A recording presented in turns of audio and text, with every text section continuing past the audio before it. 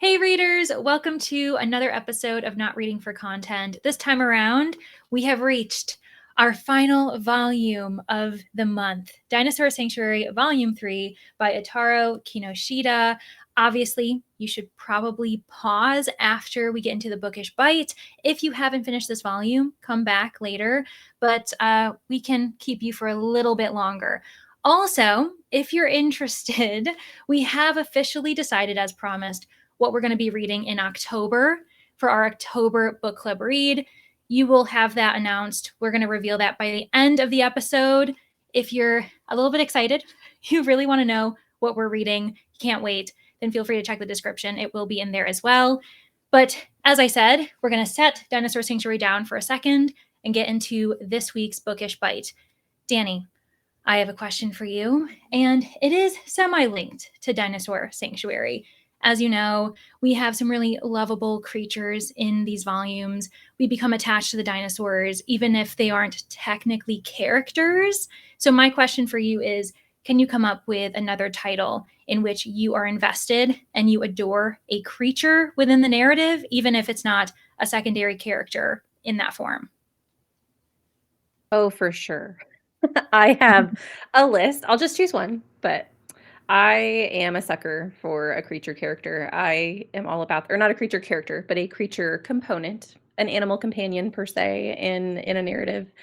And one that I have actually absolutely loved this year that took me by storm was The Last Gifts of the Universe, which is a sci-fi book featuring a cat astronaut. He travels with his two human companions. They are brother and sister, and they are essentially searching the universe for the reason behind the wreck and destruction of a whole bunch of different civilizations. They go to a whole bunch of different planets that have been completely devastated, and there's no life, like no greenery, no water, nothing left. And they're worried that whatever is causing this destruction is eventually going to come to their home planet. And so they are on a mission to try and figure out what's happening. And Pumpkin goes with them, which is the cat's name. So he goes in his little astronaut outfit and walks around these really desolate planets with his owners. And yeah, they discover some things along the way in trying to investigate this mystery that are really meaningful. And the book in general is about legacy and remembrance and what it means to be human. And I loved it. It was such a great book. And Pumpkin, I mean, is just absolutely fantastic. I love the fact that he wears a little astronaut costume. I love the fact that he's in the spaceship with them and it's just like it's a normal thing for cats to do.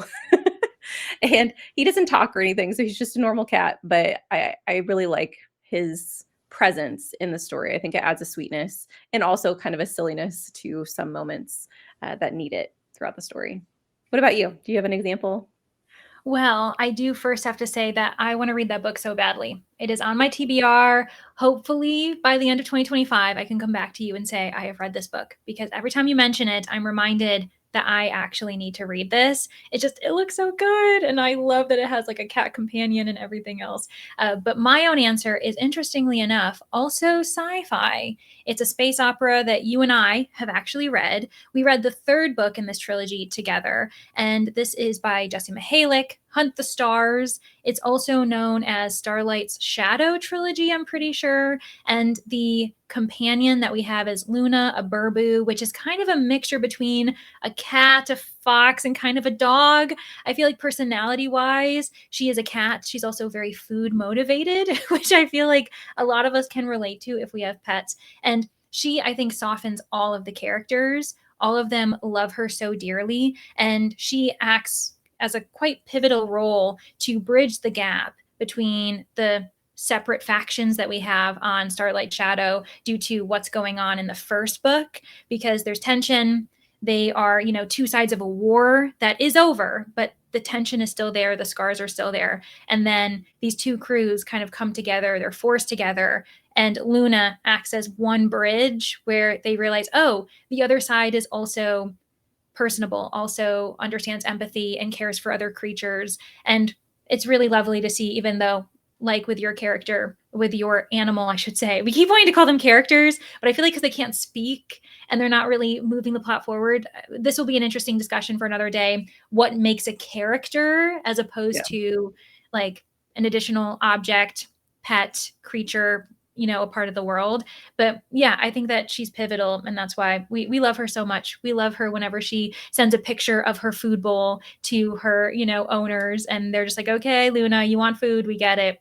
So yeah, just heartwarming all around. Yeah.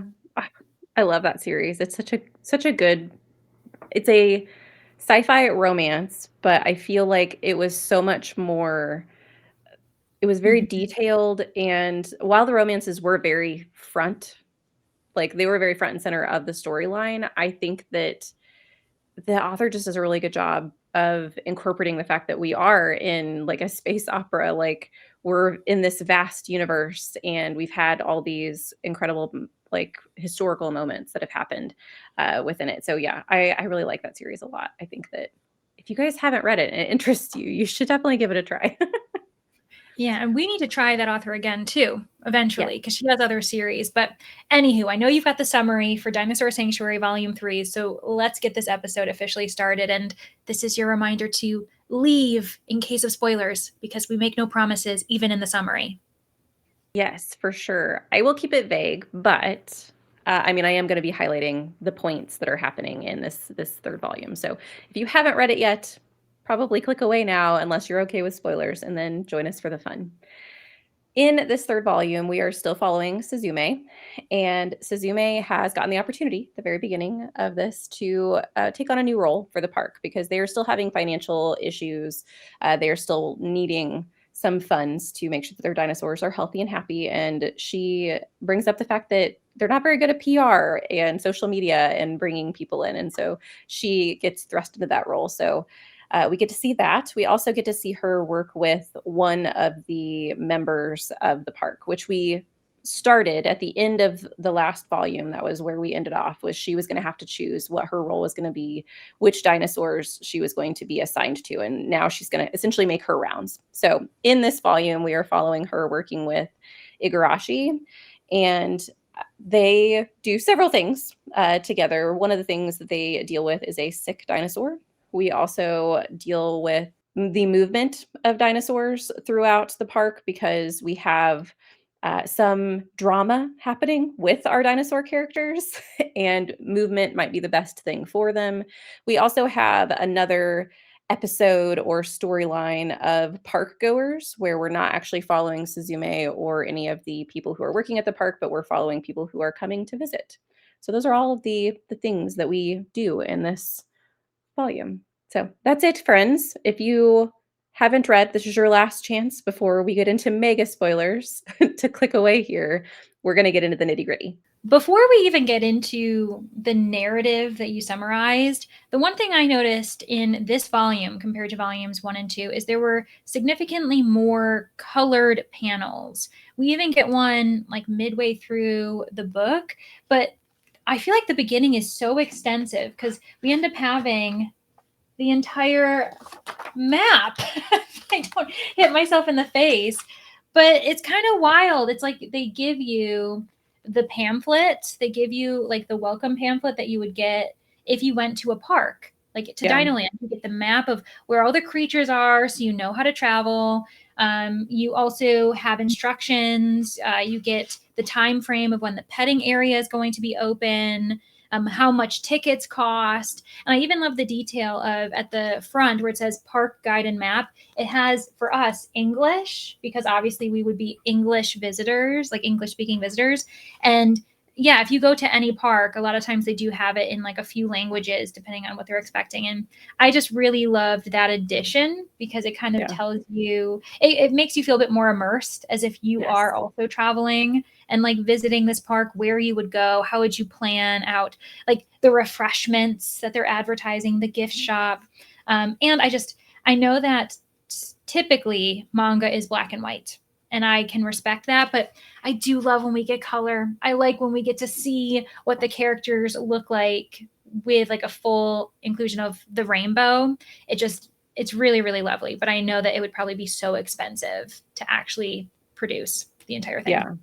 It's always exciting when you have, like, the little inserts or just, like, the one panel every once in a while. I know a lot of the manga that I've read will do the first scene will be Right. in color, and then the rest of it will be in black and white. But I agree, it gives just a little bit more flavor, to the story. I especially like the fact that this is, like, a full pamphlet. This would be something, like, in one of the theme parks that's around me that they would hand you as a guest as you walk in. And so Mhm. it is very immersive, and I love the pictures of the refreshments. I just think it's hilarious that it seems very much it's realistic, to what a guest would be given. So it just adds that little push of immersion into the world, which I do really like. I Yeah. was surprised because at the beginning I was like, "Oh, this is cool." But then, yeah, as we read through, there were a couple, when we were dealing with, I think, the sick dinosaur is when we got them because it was his injury, I think, that was in color, which Yes. I think adds a little drama to that scene because you can literally see the blood on his nose. Like he ended up hurting one of his horns, Mhm. and I think that that was a good decision on their part, making that particular scene the one that is in color because it just I think it adds to the drama. So yeah, it is very interesting. My bet is that by volume 3, this probably gained a little bit more steam in the community, and so they had a little bit maybe bigger of a budget for them to include things like that. I don't know if that was always the plan, for them, but I enjoyed that little touch. I think it's good. Yeah.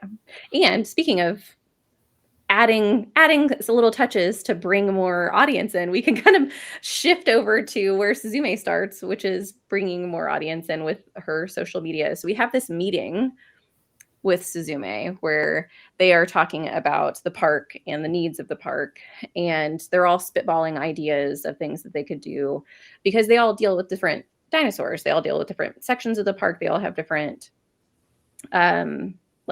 specialities, and she gets kind of put on the spot because she's kind of just observing for a moment. I love Suzume because in those moments, it's not like she's not calm and collected. She's like, which is just so relatable. But in that meeting, she does meet, or we meet. She's been working with them for months, but we get to meet several voices that we haven't seen. What did you think about that interaction?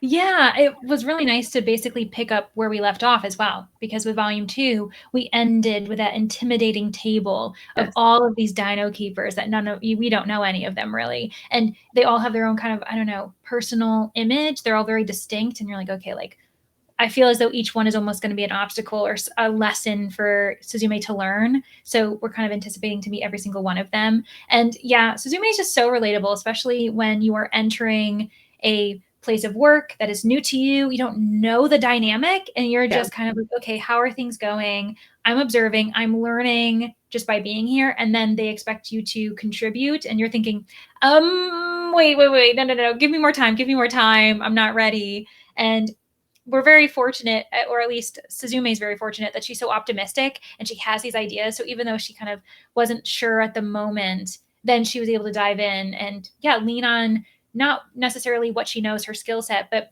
kind of some of her generation, because Yeah. they say that she is more comfortable with the idea of social media and trying to get things to trend, going viral, compared to those who were dealing with the PR before. I think it was the like elderly man who kind of runs the entire shindig, Agino Takatoshi. He was like, yeah, it's not really my forte. I'm not in the social media game.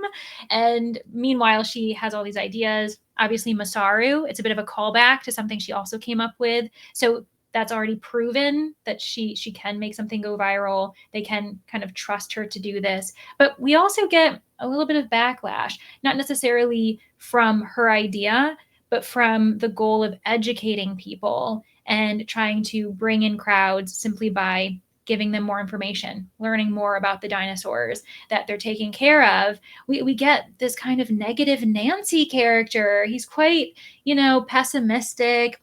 And I was just as offended as Suzume was. You could see in her, reactions being like, how dare this guy? Why does he work here if he doesn't, have any type of respect for the animals? Because I think he describes them as defective at one point, saying they kind of have the runts of the lot. They're all like something strange about them, and they're not the strongest of the strong.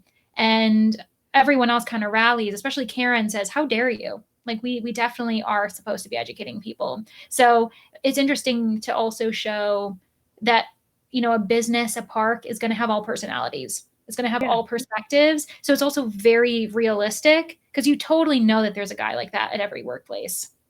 Oh, for sure. Yeah. Yeah. I was surprised that we had that interaction. I wasn't expecting it Mhm. because so far, even though we've had like Kaidu isn't like all sunshines and rainbows, Right. but we have even the vet, like the veterinarian has had like his random moment where he got really irritated at Suzume. And so we have these moments, but every one of them has an endearing quality, especially when it comes to their love of dinosaurs and their respect for the creatures in general. And so to see someone have a completely different perspective who is working here, it was off-putting. We're like, who is this person? And I do wonder, because we don't ever see him again in this volume. I wonder which volume she ends up working with him and how that interaction goes, because not off to a good start for sure. Yeah, and it's going to be something to keep track of as well because he probably has a backstory, right? Like there's got to be a reason for why he is the way he is, Yeah. and maybe he does care deeply for them, but he prefers to be in the pessimistic. Why be optimistic and maybe get your hopes up and then have them dashed, and now you're left with the pieces. So that would be kind of interesting if it goes that way. I'll tell you right now, I haven't seen him since. So his volume at least is not out yet, as far as what I've read. But I also think that we see a version of his pessimism later on, and that Suzume kind of learns how to react to it. I feel like with every volume, she is learning. Like we are witnessing her reaction to something, thinking, how could we fix this? There's no solution, or doesn't really know how. She's maybe reactive rather than trying to meet someone halfway. But then we have Igarashi, who, you know, she is kind of learning from in this volume. He takes her under his wing, and they do interact with certain guests that may not be the most respectful of the, oh gosh, what was it? It's the bald dinosaur. The I'm not gonna baldy. remember their names. I know. Oh, it's so tough. We're gonna have to get fresh on our own dinosaur knowledge after these volumes. It's the only way. But with that specific, the Packies, I'm only taking that from Jurassic Park. They call them they call them the Packies, and so people are, you know, insulting them, saying, "Oh gosh, it's basically a bald guy. Like, why is this interesting?" And Suzume once again takes offense. She's about to defend this dinosaur because she's getting really frustrated. She loves him so much. And Igarashi instead takes a different approach. He's a bit more suave, a bit more personable, makes them laugh, and then kind of finds a way to make the conversation go from jokes to actual, you know, an educational moment, Yeah. saying there's a reason why they're like this. Isn't that interesting? And then they kind of are like, oh, okay, so these dinosaurs are just different. Like according to the dinosaurs, it's a handsome dino. The balder the head, the better, apparently. And then when they kind of come back from that moment, when it's over, Suzume praises him, saying, "Wow, you really handled them really well. I would have acted completely differently, and I think it would have been wrong." And then by the end of the volume, I think she has a similar situation where she says, "Hold on, I've got this," and then she is able to kind of educate people and being a bit, you know, more respectful, meeting them halfway because they are coming from a different perspective. So it's interesting to see the cycles because Yes. Suzume is learning. We're following her train. And so I like that we're seeing her before and then after and how she would act differently in that scenario. Yeah, and I think we have multiples of that happening within the series, For because sure. we also have her learning. So in the first volume, when she does have that really explosive moment with the veterinarian, we know that she cares, but she is in that moment talking about like these dreams, like this idealistic view of the world. And now that she's lived through it a little bit, we have this moment where one of the dinosaurs is ill and something's happening, and she like takes the initiative. She stays at the park at night, which was very fun. And gets to figure out that, you know, it's happening during the rain. She also is the one who notices that the dinosaur is having trouble breathing, so she's taking steps to notice the things prior to calling in a veterinarian to have them diagnose. And the vet even says at one point in time, like, I might have misjudged her. And so we get this other growth moment from Suzume where she's and it even it goes back to like the ice moment when Kaidu originally gets hurt and she runs off, and we think that she's running from a problem, and she goes and gets the ice for the dinosaurs in the first volume. Like all of those little tiny moments show that she will rise to the occasion when adversity strikes. So I really like her as a character. Me too. She just, she just always finds a way to prove herself to, these other employees and putting the dinos first. And it's really good to see her grow, even Yeah, though she doesn't really lose that light. It's not like she's losing her innocence with the right. hardships of the job and knowing that they are having, financial situations and everything. Like by the end of each volume, you're optimistic with her and you can see her getting ever closer to being an expert as a dino keeper. And I'm so glad you brought up the nighttime scene, their kind of stakeout as they were doing their night shift with Igarashi. And there's some really great like spreads in that, like the nighttime one. I Yeah. love this one in particular, which I'm showing on screen, is just like a completely black background. You can obviously see that the park is in the back. You see the sounds, the rustling. And I admit, I was thinking, oh, this is kind of eerie. And then right in the next scene, they say, most people would think this is creepy. And they're like, we find this exciting. And I'm like, I would be a little bit unnerved, but it would also be exciting to just Yeah. hear all of the dinosaurs, all of the sounds surrounding you. And yeah, I think that we knew as readers that Suzume is capable, but it's kind of fun to see other characters shift and change and learn, like the veterinarian. And yeah, there was that dramatic scene as he was passing Kaidu because they don't seem to get along very well. There's obviously tension between the two of them, and he just kind of says, "Yeah, I think I was wrong. I think I was hasty." And then Kaidu just kind of looks back, being like, "What have I missed? Like what happened?" And then they just move on. But it just shows that they all have a different approach, but that doesn't mean that they don't have the dinosaurs in mind first and foremost. I do think that Igarashi, though, has been a different personality and comes with a different background compared to the Yeah. other dino keepers, which is kind of interesting and refreshing to add his own personality, his own history to the dynamic, because he is a very different character from Kaidu, from the vet, from Karen even. Yeah, he's kind of a lively, optimistic boy who yeah, came from Blue World. Yeah, he honestly is a character I did not when when I saw, like, the spread in volume 2 of all of the different characters that she could work with, he was the one I wanted her to work with the least. Ooh. Just because of how he was depicted, I was like, "Ooh, he kinda seems like" I don't know, like, the popular one, like, the way Yeah. that he I don't Backwards cap, kind of Yes. like chillin'. He doesn't seem to be taking it seriously. Yeah. Yeah, I kinda got that vibe from him. And while I do think there's a reason for him to be that way, he's very charismatic. He's very people forward.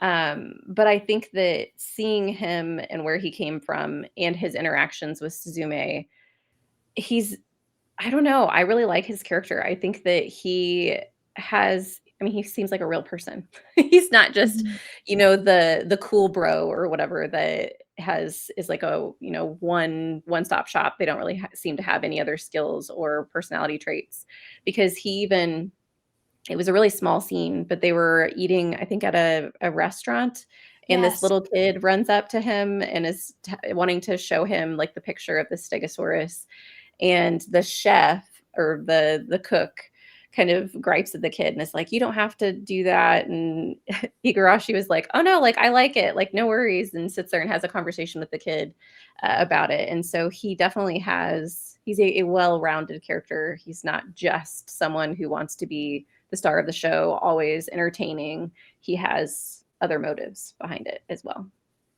Yeah, he seems to move with his heart forward first and foremost. And yeah, bringing people together. Even there were some humorous moments when they first find out that the dinosaur with the bald head, whose name escapes me, because it even has names. We should remember what their names are. Let me see if I can find it very quickly. The title of these two chapters, because it's a part 1, part 2, following the Pachycephalosaurus, because I found the dinosaur's name as well. Hachibe. So Hachibe is the dinosaur's name, the very clumsy dinosaur. And even when they first find out that he's injured, he starts to run. And Suzume's like, okay, I'm with him, dash. And they like start running. She's like, he's fast. Like he's very passionate and he's a very fast runner. And so yeah, he just seems to like really like go with his heart, whether it's like speaking to guests to get them as excited as he is. Because even with the cook's son, they were saying that the son didn't even care at all about dinosaurs until Igarashi got him into it. And so you can just see he's infectious. I think his love for the dinosaurs is infectious. And it does get him into trouble, though, in a way, because when in that scene he reveals to Suzume, I didn't really care about dinosaurs for before I came here. I didn't start off my career wanting to look after them and care for them and educate people about them. And Suzume is obviously shocked.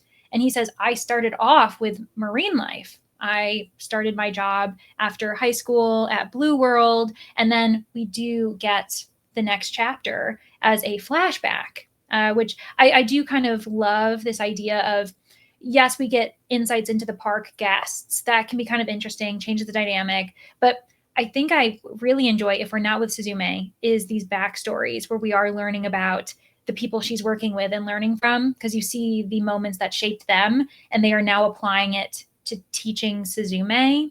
Because yeah, Blue World is designed completely differently from Dino Land as far as the focus, the goals, and their interactions with the guests. Yeah, he got in trouble for just speaking to the guests because that wasn't his role. He essentially was giving one of the guests a hint about a good place to watch one of the marine life eat, because that particular animal did not enjoy crowds. And so they would congregate and eat in a more quieter area, which this person happened to be at, but it wasn't feeding time yet. And so Igarashi, his name I always trip over. Igarashi was helpful in like talking to this person about like the type of teeth this animal has, and then he does give him the hint of like, hey, you should stop by in this time because this is when they're going to eat, and he should be around here. And he gets in trouble for that interaction because it's not his job. He's not supposed to be in employee clothes in a guest area. They want to make sure that it's an experience for guests and that they don't see it as a place of work, a place where they are taking care of animals that are not in their natural habitat. It was very, very much big business vibes that I got. So yeah, it was interesting to see his backstory and where he came from and how that kind of changed him into being who he is now. And I do appreciate in that moment with the director how the director didn't tell him, you're wrong. You're wrong for wanting to educate your Yeah, guests. You're wrong for your own approach. And for the honestly, the respect he has for the marine life, saying this is their home. They're not necessarily only for entertainment. They're simply living their lives. And we should educate people on them. And even the director says that would probably help with environmentalist acts and trying to conserve these creatures' actual homes out in the oceans. It would be really great. However, unfortunately, the goal, the mission for our business is not to do that. It's actually to obviously make money, and they're selling an experience of immersion, of just kind of getting lost, of escaping, and not necessarily bringing them back to the real world where they do learn about these creatures. And I'm glad that the director wasn't viewed as this all evil person, yeah, even though obviously I would prefer that they educate. I think that's a more honorable, choice between the two. I kind of like how he said, "You're not wrong. I'm not necessarily wrong either because I'm following what our company wants, but at the end of the day, this might simply mean that we aren't the right fit for you. Like you right. you should be elsewhere, not at Blue World, simply so that, we aren't causing friction between our opposing goals." Yeah, I agree. I like the fact that it wasn't like the big bad villain. Like we weren't completely off put by it, even though obviously the dinosaur sanctuary that we're in is where we would rather be. And obviously we're glad that Igasharu is there now. I I like the fact, so I want to kind of go back to one of the things that you had mentioned. You mentioned really liking the backstories of all of the people that we are working with in the park. And I couldn't agree more. I like those more than I like the episodes or chapters that we've been getting about the park goers. I understand why we're doing that. I appreciate the difference and the different perspective that we're getting as we go through those, but I do think that those are my least favorite chapters out of the last two volumes are the people that we're following who are actually in the park. Because in this one, we are following our two friends who have always loved dinosaurs. They come to the park together. They like make it a thing. They are in adoration of the Stegosaurus, or not Stegosaurus, the Spinosaurus. And absolutely love coming to the park together. They have a little bit of a tiff in their classroom about whether or not dinosaurs are cool or whether or not they should be still into dinosaurs at their age. And so we get to see the evolution of their friendship, I suppose, in that moment. And I don't care. I rather care about the dinosaurs, like, and learn about the dinosaurs. And that was a moment where they are learning about the Stegosaurus. They do really appreciate that. I keep saying Stegosaurus, Spinosaurus. They do appreciate that particular dinosaur, and so I do think that that adds to what Suzume was saying with making people care about the dinosaurs, what we're doing with the social media, the PR of the park. But so I get it. I understand why those chapters are there. I don't care. I definitely don't dislike them to the point where I'm like, oh my gosh, like I hate this. Like I hate these chapters. And I think I just find them almost filler chapters where I'm like, okay, this is demonstrating more texture, providing us with more perspective on the park, on its goings on, especially because there I will say that the one thing I like is that a lot of times you get these little nods to something that they've discussed and now it's kind of Yeah. come into fruition and you can see the guests benefiting from it. For this one, I actually can't remember if it was the beginning of this volume, maybe while they were in that meeting, because they were talking about moving dinosaurs around. It might have been in volume 2, but they did mention how they were doing renovations for the Spinosaurus enclosure, how they were expanding it, making it bigger, and how it would be beneficial to this dinosaur not only to have more space, but Yeah. I think it would be better regulations of the temperature, just more comfortable for the dinosaur, and the dinosaur would be more playful, meaning more people would. I think it was actually in that meeting because they were saying that that would be a big pull, in the lead up to the off season because people would be excited to watch this dinosaur, fishing and doing everything else. And so then, obviously, in this little mini episode where we have these two teenagers, these teen girls attending the park, we see them when they've come together and they're like, okay, one last hurrah, basically.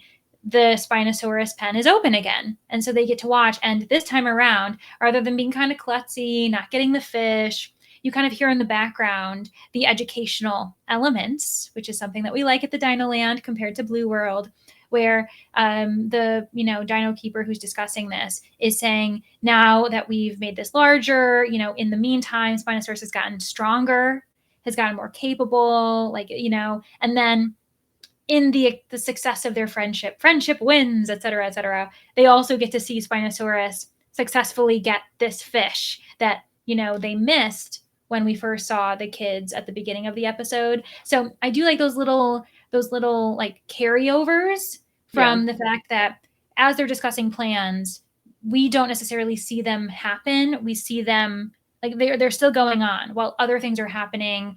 There's a million things happening at this park at once, a million different renovations, changes. I kind of liked that was brought back in, and I was like, oh, so they did finish the renovation as Kaidu was saying. So that's kind of fun. Yeah, I like that. I mean, it does show a continuation of some of the things that are happening throughout the park. I guess I like it more when I see it through the minds of the characters that I've gotten to know and that I've loved.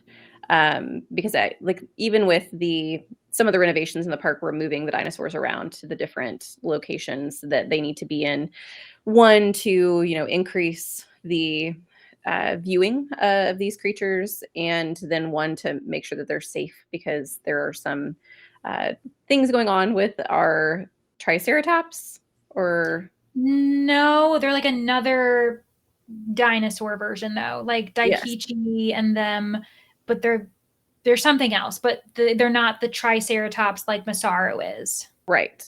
I can't remember their name, but Me neither. they are having some issues being in the same pen with one another, and so that's why the renovations are existing. That was happening though, and we were talking about moving them, getting our Stegosaurus into the pen, and getting one of our other creatures into something that we could move them about in, and that was done all with our characters that we are familiar with, Mhm. and maybe with a couple other faces, couple new faces, but we get to see Suzume and her trying to distract a dinosaur with some food, and like I find those moments more impactful, Yeah, of and course. because of the fact that I like the characters. So I think that the ones where we're not in our main characters' perspectives are my least favorite. But I get that they do add texture to the story and just a different perspective for us to look through. Yeah, we're totally in agreement on that. Like if we were going to like rank these chapters, the guest chapters are going to be like the lowest just because we're not as invested. We're in their lives just as a blip. It's just an additional thing to show, look, it's working. Like Yeah. we are doing the right thing. Dino Land isn't just like it would be noticed if it disappeared. I feel like that's probably part of why we're getting those moments to say like, hey, we are bringing happiness to the guests, not just taking care of the dinosaurs and watching Suzume's journey of learning, Yeah. even though that's obviously the two things I just mentioned are the primary things. And I think that also speaks to why so far we've only gotten one chapter per 2 volumes of a Yeah. guest perspective. That demonstrates that that's not meant to be the focus. It's not meant to be our favorite chapters. If it was, that wouldn't be ideal for the illustrator, for us continuing the series, because it's like my favorite chapter is only one in every volume. It's not great. So like I think it all tracks, it all makes sense. But speaking of the moving of the dinosaurs, I will say there was one moment that I was like, oh gosh, I forgot that this happened. It was when Momiji, the Stegosaurus, is, struggling to get comfortable getting into the cage. They're like, why? What's going on? And they realize, oh, because it's a bit colder than usual. And so, like, we need to let her warm up. So they wait it out until it's like, high noon. It's the warmest day. And you know what indicates to them that she is warm enough and she's ready to move? She defecates, and we get a nice view of her butt as she does it. And I'm like, oh, I hate that so much. I did think about that when I read that scene, because it wasn't just like, oh look, and then shows like a pile of poop or something. It was like the dinosaur's butt with poop falling out of it. And I was like, cool. All I right. definitely needed that in my life today. I know. And they're like, yay, she's ready. And I was like, oh my gosh, I hate that. At least they didn't like joke about it. Yeah, yeah. They just were like, okay, science. That tells us that she's warm. Okay, we're good. I don't really have much more to say on this volume though. So if you're ready, I think we can pose our 3 questions that we typically do. And then friends, what you've been waiting for, after all of that, we will have that announcement. We will reveal the book that we're going to read in October. So stay tuned for that. But I see Danny nodding. Let's get into our 3 questions. So, as far as rating for this particular volume, and maybe just overall feelings, like would you continue the series, for instance? That because now that we're at our end, that's going to be the next question. Would you be willing to pick up volume 4, for instance? What is your favorite character? How about in this volume in particular? It could be the dinosaur. You could make a choice of the dinosaur or a character, maybe in the entire 3 volumes if you wanted to, expand it as well as we're reviewing things. And what would you be most interested in seeing in future volumes? Maybe like what's a scene you'd like to see, or maybe something to do with Suzume in her future as well. And with all of those questions posed, I'm going to pass the mic on to you, Danny. Feel free to answer them in any order. I'll answer in numerical order. So we'll go with number 1 first. I am going to give this the same rating that I gave volume 2. So I'm going to say this is 3.75 for me. I still think that volume 1 is my favorite, but I do see the potential for me to grab onto these characters to continue to grow in my adoration of Suzume and her her struggles with this dinosaur sanctuary and learning to keep track of her dinosaurs and make sure that they're healthy. I would consider reading the fourth volume and continuing on with the series. So this definitely isn't going to be the end of Dinosaur Sanctuary for me. I don't know that I'm going to binge them. I think that it might be something that maybe I could plan like one a month or something like that. Or, you know, if I'm doing a readathon and I need like a little bit of a break, I might pick them up then. But I could see myself continuing the series for sure. As far as my favorite character, I'll highlight Igasharu, whatever his name is. Igarashi? Igarashi. I don't know why his name doesn't stick with me. Igarashi. I still think Suzume is my favorite character, but because I want to highlight him as this is his volume, I did really appreciate his character and he surprised me. So I was glad to see that he was different than I was expecting because I think that that also speaks to Suzume's experience. Not that she was having the same hesitations about him in particular that I was, but in that situation when you are kind of thrust into a new situation with a new person, you're figuring them out, figuring their vibes out. I think that people can surprise you. And so I think that that's a very realistic thing to have had happen in this volume. And then questions that I would like to see or that I'm interested in seeing in future volumes. I want to know first, and this would probably be like the end of the story. I want to know if the park is eventually successful. Like, do we eventually get to the point where they are bringing in enough funds where they're not struggling so much? And if that happens, what do they do? Because I think that there's a little bit of camaraderie, right? That happens when you are in financial straits and you are trying to have to bend things to like maybe I take some from over here and give it to this little piece of the park right now because it's in need. And I think that that forms some really strong friendships and relationships within the story.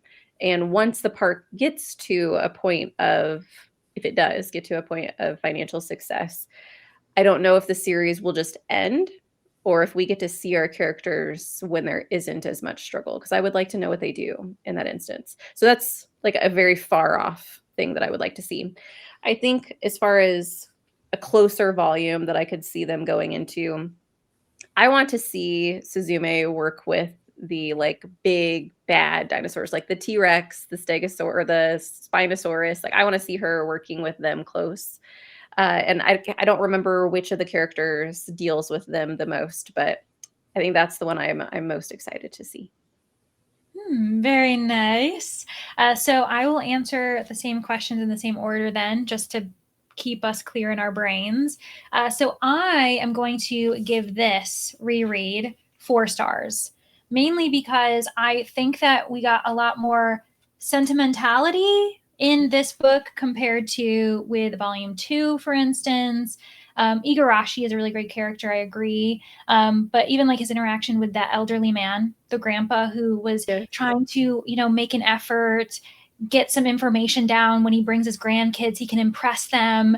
And that just was really heartwarming to me. Like it just kind of made me tear up, the idea of this elderly man just trying to like go in as a reconnaissance mission and be like, how am I going to entertain my grandkids? Because I want them to have a great time. Or even with the Pachycephalosaurus, that 2-part series with Hachibe, I really liked the overnight watching and them trying to monitor. It ended up being like a multiple kind of mystery where he had pneumonia because he was banging his head. But they're like, why does he keep doing it? Why is it always when it's raining? And then they discover that it's because of the gutter, which we didn't even end up discussing. But the reason why he keeps sleeping there is because his mate and he used to sleep there together. And his mate died last year. And so he's still like mourning her, still thinking about her, having this kind of comfort because they were soulmates. And it's just, that really also got my heart. And so I feel like all of that, in addition to Suzume just continuing to learn, continuing to grow, and being a great addition to Dino Land because of her optimism, I think that this is another like decently strong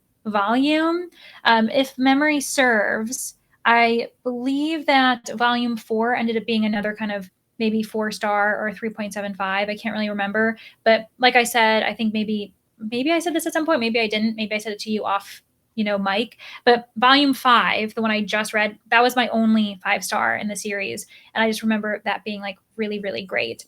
But there is also one volume that I'm kind of waiting on to happen. And I know that that's going to be really fun for you because it kind of is like a mystery. So maybe volume 4, maybe it's volume 4 that I ended up giving like a 4.5 or something like that. I wish I could remember, but it was last year. So, memory is ephemeral.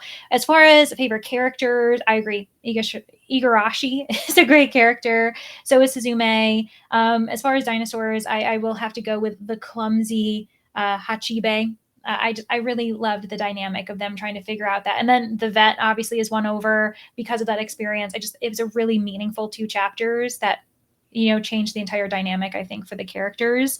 And as far as my third question, the third answer, I want to see what her specialty ends up being because I haven't gotten to that point yet in the volumes because I think it's far too early. We have so many dino keepers that she's going to have to train with.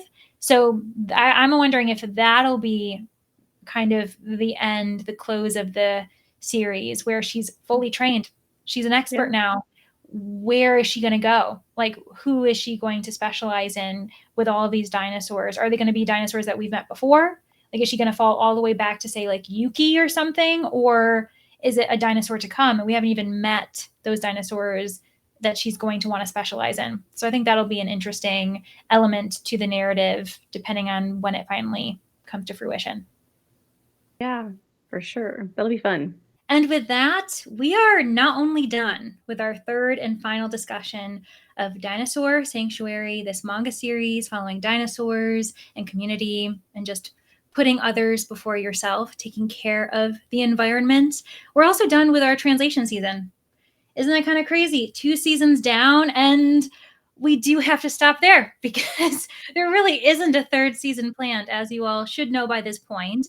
But we do have a plan for the podcast. In September, we are going to be having bookish discussions, maybe themed episodes. They're still going to come out every single Friday. So please keep tuning in, keep adding to the discussion because we have a great time talking with you all. But our next book club choice isn't going to be coming in until October. So we are going to be returning to this dynamic where we have a hype episode and then we'll break the book into 3 and we'll be reading a third with every episode. But that will only be in October, not in September. And the book that we've decided to read after much deliberation is The Devils by Joe Abercrombie. It's a chunker. It's going to be my first time with this author. It is a return author for Danny because she's read from Joe Abercrombie before. So it'll be an interesting discussion, seeing how we both feel since she already knows that, she loves this narrative style, loves Joe Abercrombie. And we're going to see how I feel. But I feel pretty confident that I'm going to enjoy this as well. So please be sure to let us know if you're excited about The Devils or not.